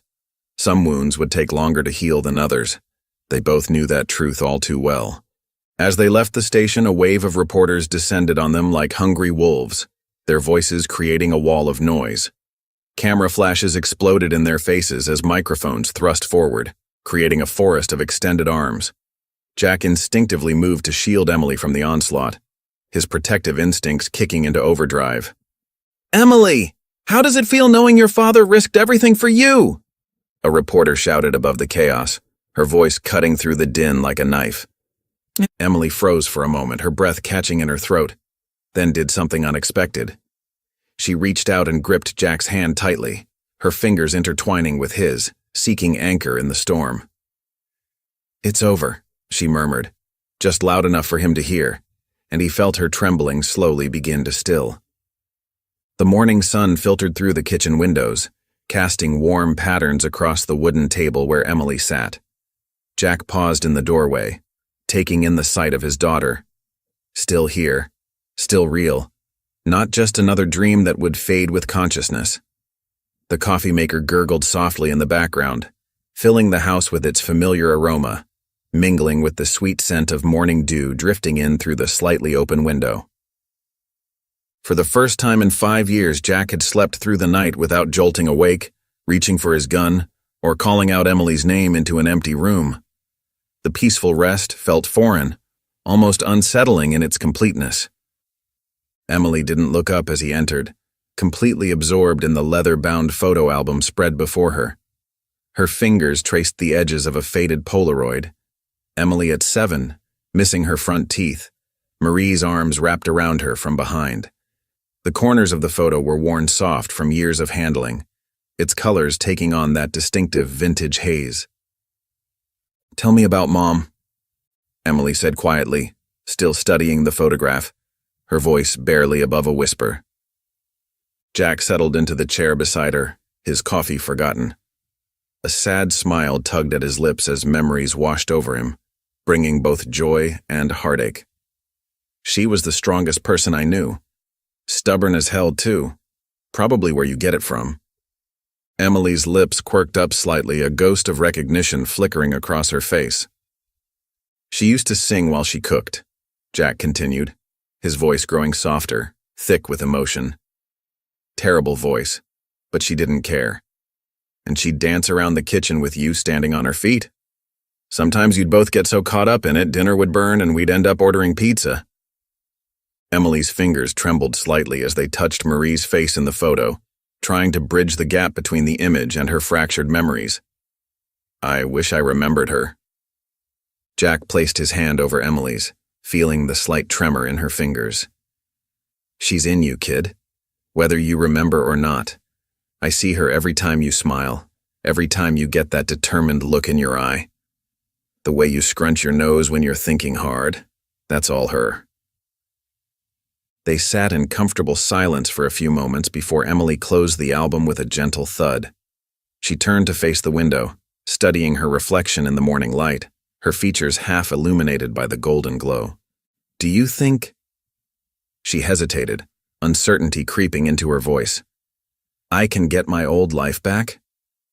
Jack watched his daughter carefully, seeing both Emily and Anna in her features, the girl she was and the woman she'd become through necessity and survival.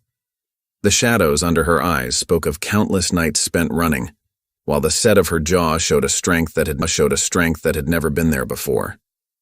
"You don't have to be who you were," he said gently. "You can be who you want to be now.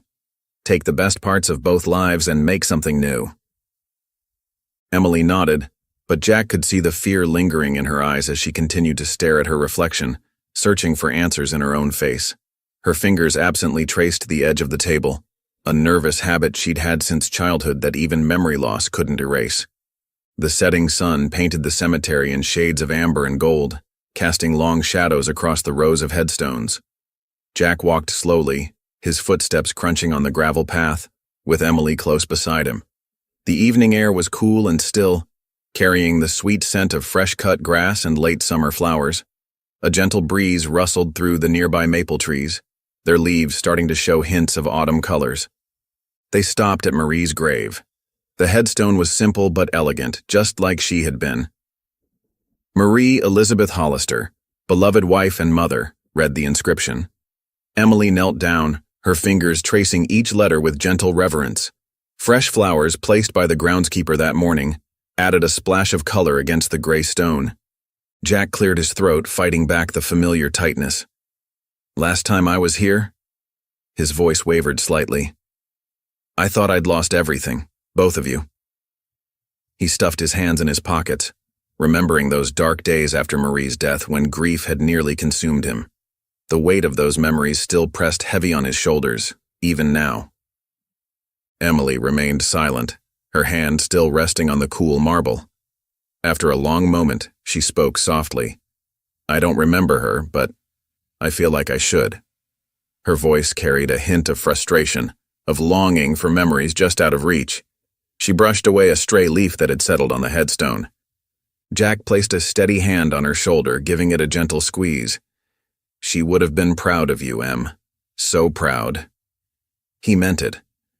Marie would have been amazed by their daughter's strength, her resilience in the face of unimaginable circumstances. The thought of how much Marie had missed, and would miss, made his heart ache. "I'm still figuring out who I am," Emily whispered, finally looking up at him. The setting sun caught the tears in her eyes, making them shine like amber. A small bird landed nearby, its song breaking the evening silence. Jack smiled down at her, his heart full of love and hope. "You'll get there."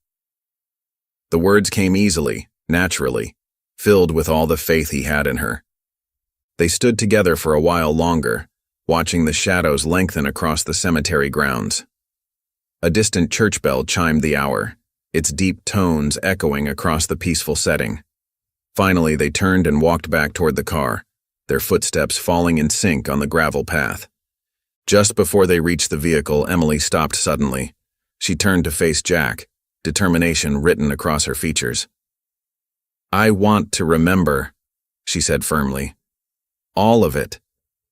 Her hands were clenched at her sides, showing the same stubborn resolve he remembered from when she was little. Jack nodded, his heart swelling with pride and love for his daughter's courage.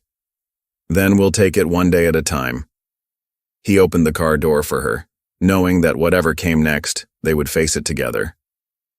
Emily stood in the doorway of her old bedroom, her hand resting on the familiar wooden frame. The room was exactly as she'd left it 5 years ago. Pink walls, white curtains dancing in the evening breeze, and a bookshelf stuffed with well-worn paperbacks. Everything was preserved, like a museum of a life she couldn't quite remember. She stepped inside slowly, her fingers trailing along the edge of her old desk. A thin layer of dust had settled on everything, but underneath, she could see the marks and scratches that told stories she couldn't recall. A coffee stain on the corner, a heart carved into the wood. Jack watched from the doorway, his heart aching as he observed his daughter rediscovering her own space. Emily picked up an old book from the desk, its spine cracked from frequent use. "Did I used to love this?" she asked softly, running her fingers over the faded cover. Jack chuckled, the sound warm and gentle. "You used to read it every night, sometimes twice. You said the characters felt like friends." Emily smiled faintly, carefully turning the pages. The book felt right in her hands, somehow familiar, yet foreign. "I wish I could remember," she whispered, more to herself than to Jack. Jack stepped into the room, his footsteps quiet on the carpet. "Memories or not, you're home now." His voice was thick with emotion, years of pain and hope wrapped up in those simple words. Emily set the book down carefully, exactly where she'd found it. She turned to face Jack, her eyes glistening with unshed tears. "Dad?" The word felt strange on her tongue, but right, natural. Jack paused, that single word hitting him harder than any bullet ever could. 5 years of emptiness and searching, and here she was, calling him Dad again. Emily took a shaky breath. "Thank you for never giving up on me." Jack pulled her into a hug, his arms wrapping around her protectively. "Never," he whispered fiercely. Emily melted into the embrace, and for the first time since this whole nightmare began, she finally felt like she belonged, like she was truly home. And Jack, holding his daughter close, knew with absolute certainty that they were finally free. The shadows that had haunted them for so long were gone, replaced by the warm glow of hope and healing. The sizzle of bacon and warm morning light filled Jack's kitchen. He poured himself a cup of coffee, watching as Emily stood at the stove, confidently flipping pancakes. Her movements were natural, as if she'd done this 100 times before. Jack leaned against the counter, a mix of surprise and pride on his face. "Didn't know you could cook." Emily smirked, sliding another perfect golden pancake onto a growing stack. "Neither did I. Turns out, muscle memory is a thing." The kitchen felt different with her there, warmer somehow, more alive. Jack watched as she navigated the space with increasing confidence, finding utensils and plates without having to ask where they were. "You're burning your bacon," Emily pointed out, not looking up from her pancakes. Jack rushed to save the crackling strips. "Hey, I've managed just fine on my own." Emily raised an eyebrow. "Is that what you call those charred eggs I saw yesterday? 2 weeks back and you're already bullying me?" Jack grinned, his heart lighter than it had been in years. Emily's laugh, her first real laugh since returning, filled the kitchen. The sound made Jack pause, coffee cup halfway to his lips. He'd forgotten how much he'd missed that sound. They sat down together at the small kitchen table, passing syrup and butter back and forth. For a moment, it felt wonderfully normal, just a father and daughter having breakfast together. No conspiracies, no running, no lost memories. Emily took a bite of pancake, then set her fork down carefully. "I think I want to get a job," she said. "Start fresh." Jack looked up from his plate, studying her face. "Yeah?" "Yeah." She pushed her pancakes around thoughtfully. "I want to figure out who I am, outside of everything that's happened." Jack reached across the table and squeezed her hand. "Then let's take it one step at a time." Emily squeezed back, managing a small smile. "Thanks, Dad." Emily sat cross-legged on her bedroom floor, surrounded by the contents of an old cardboard box. Childhood photos spilled across the carpet, birthday parties, school plays, family picnics. Her fingers traced the edges of each image, studying the smiling girl she used to be. The photos felt both familiar and foreign, like looking at someone else's life through a foggy window. She lifted another handful of memories from the box. Report cards, movie ticket stubs, dried flowers pressed between pages. Then her hand brushed against something soft and worn. The leather was cracked in places but still supple. Her old jacket. Emily's breath caught as she pulled it free. The weight of it felt right in her hands. Without thinking, she slipped it on. The leather settled around her shoulders like an old friend. A wave of comfort washed over her, and with it came something else. A memory, faint but clear. She was sitting in Jack's truck, the leather seats creaking beneath her. Country music played softly on the radio. Jack's fingers tapped against the steering wheel, keeping time with some old Willie Nelson song. The summer air rushed through open windows, carrying the scent of pine trees. She remembered laughing at something he said, the sound bright and carefree. Bright and carefree. Emily closed her eyes, letting the memory wash over her. Tears pricked at the corners of her eyes. But they weren't sad tears. For the first time since coming home, something felt completely real. She stood up slowly, pulling the jacket tighter around herself. Her feet carried her to the living room where Jack sat in his usual chair, reading the evening paper. The leather creaked softly as she settled onto the couch beside him. "I remember something," she said quietly.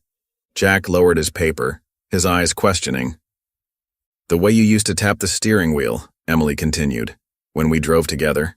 You always did it to those old country songs you loved."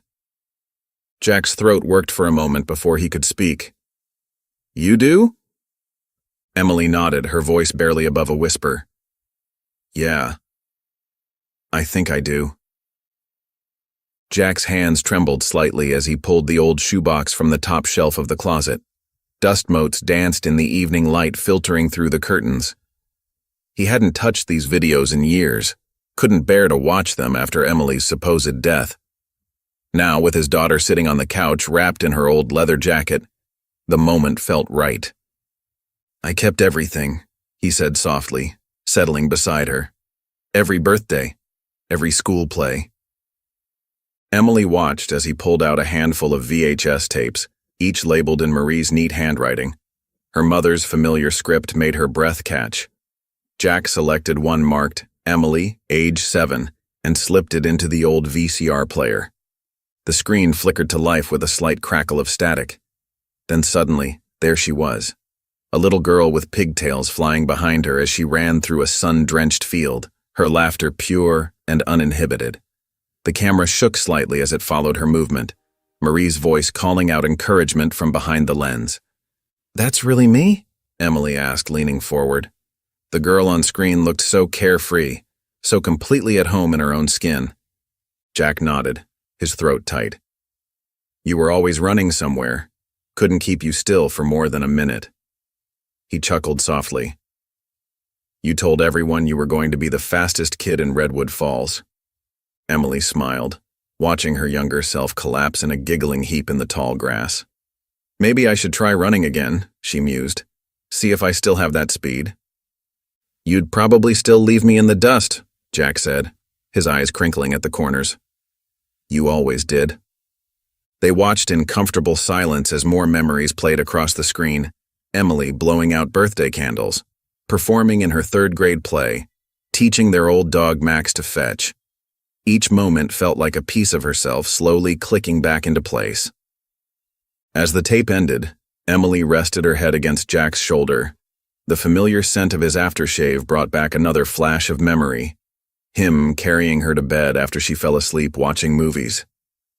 "Thank you," she whispered, "for never giving up on me."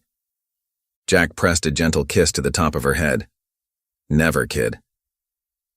Emily closed her eyes, feeling truly at peace for the first time since coming home. Here, in this moment, she finally felt like she belonged. If you enjoyed the story of Jack, I handpicked this next story that you will enjoy. Please don't miss this one. Click here to watch it.